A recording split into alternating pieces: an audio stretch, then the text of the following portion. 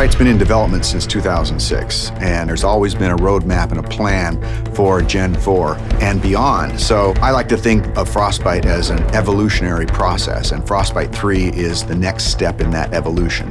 Frostbite 3 is a really powerful tool set. A gamer is going to experience a much more authentic, believable, and realistic-looking game. We have one unified program where you can create content that will run on everything from an iPhone to a next-gen console. And now it's really coming online and enabling the game designers to do way more than they've ever been able to do before.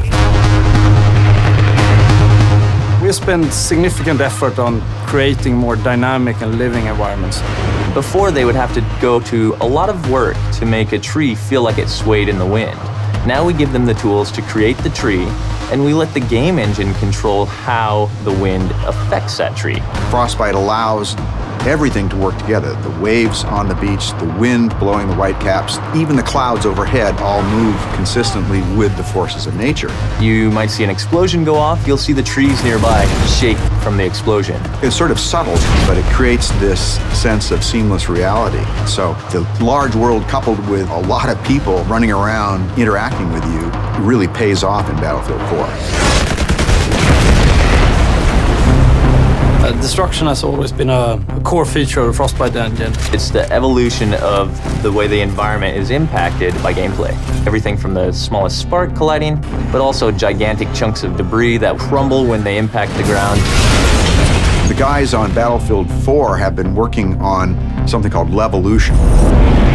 Levolution is really about the concept how you can drastically change a multiplayer map into something different. It could be anything from a big building collapsing or to a dam breaking or anything really big game changer to the level.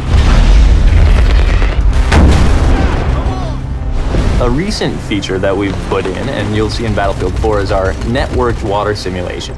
So what this means is all players will see the same wave in the same position at the same time. And this leads to some pretty exciting cat and mouse type of gameplay where you're ducking down and going up and you can kind of peek around as you drive in your boat.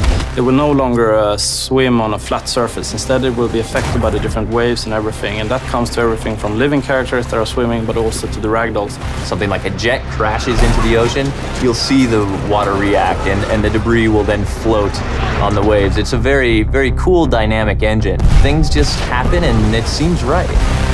Take cover! In Frostbite 3, we've made a priority of much more believable, emotionally believable characters. There's a whole slew of features in Frostbite that support that, and one of the most important is the way a person's eyes look. The way we render characters is better than ever before. We're doing subsurface scattered models. We have parallax animation in the iris. You'll notice it looks like a real eye. You'll back me up, right? Frostbite 3 is so much more powerful than any engine I ever used before. And it's not just the specific features and the framework, it's the fact that we're collaborating with other teams around the world. In the past, before we had the Frostbite team, we were building a new engine every time and we were kind of stumbling constantly. Now, to have the team here to focus on new releases with new goodies means that we as a team can focus on the creative side to deliver better games, better experiences. Today it's used by a lot of different genres, so everything from racing games to real-time strategy games and RPGs. So in Battlefield 4, when the building collapses, the dust starts expanding, the debris is falling, the sparks are flying, the boats are ramping off of waves, all of this is because of Frostbite 3.